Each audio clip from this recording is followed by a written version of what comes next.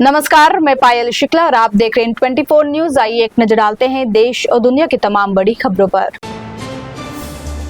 महाराष्ट्र में एक बार फिर ऑपरेशन टाइगर की चर्चा शुरू। उद्धव ठाकरे को एकनाथ शिंदे देंगे बड़ा झटका। सूत्रों के मुताबिक शिंदे के साथ जा सकते हैं शिवसेना यूबीटी के 9 लोकसभा सदस्यों में से करीब 6 सदस्य। संजय राउत का एकनाथ शिंदे पर तीखा हमला। कहा, अमित शाह ने ऑपरेशन टाइगर शुरू करने की बात करने वालों पर किए 100 बार ऑपरेशन। राउत ने कहा, मोदी शाह की जोड़ी ने महाराष्ट्र को कर दिया बर्बाद। बीजेपी नेता चंद्रकांत पाटिल का बड़ा बयान। कहा, देश के पूर्व प्रधानमंत्री जवाहरलाल नेहरू से बहुत आगे हैं नरेंद्र मोदी। दोनों नेताओं के बीच किसी भी तरह की तुलना नहीं है संभव। जैन मुनियों के लिए खींची सफेद पट्टी पर सोशल मीडिया इन्फ्लुएंसर प्रसाद वेद पाठक की जैन जिहाद वाली टिप्पणी पर मचा बवाल। बीजेपी पार्षद प्रवीण छेड़ानी की वेद पाठक के खिलाफ एफआईआर दर्ज करने की मांग। जुहू गली स्लम पुनर्विकास परियोजना की रिलायंस समूह को मिली जिम्मेदारी। परियोजना के तहत 28,000 से अधिक पात्र परिवारों का होगा पुनर्वास। रिलायंस के एंट्री से क्षेत्र में प्रतिस्पर्धा और विकास दोनों को नई गति मिलने की उम्मीद। नासिक में स्मार्ट सिटी और गैस पाइपलाइन की खुदाई से 23 से अधिक चौराहों पर चरमराई ट्रैफिक व्यवस्था। स्टॉप लाइन मिटने के बावजूद ई चालान कटने से नागरिकों में भारी आक्रोश। नागरिकों ने की ई चालान की प्रक्रिया को अस्थायी रूप से स्थगित करने की मांग। देश भर के लाखों शिक्षकों के लिए सुप्रीम कोर्ट ने सुनाया राहत भरा निर्णय। आरटीई लागू होने से पहले नियुक्त शिक्षकों को टीटी पास करने के लिए 31 अगस्त 2028 तक का दिया गया समय।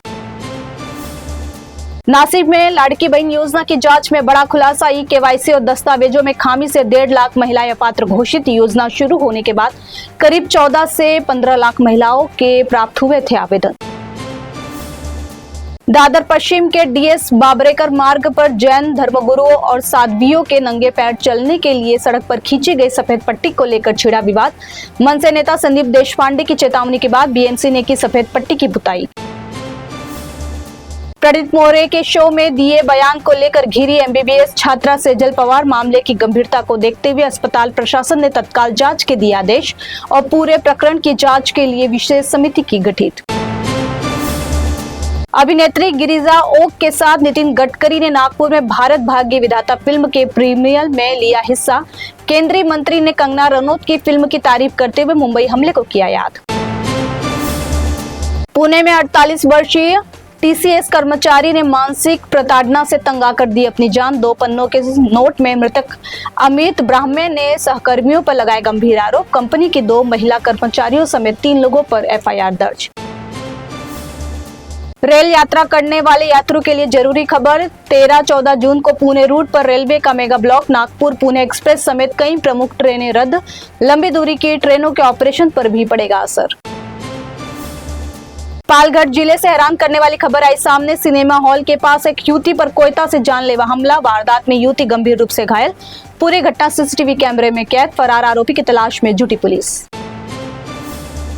पालघर में करियर बनाने का झांसा देकर फुटबॉल कोच ने 3 साल तक नाबालिग से किया रेप। पॉक्सो समेत विभिन्न धाराओं में केस दर्ज कर पुलिस ने आरोपी कोच को भेजा जेल।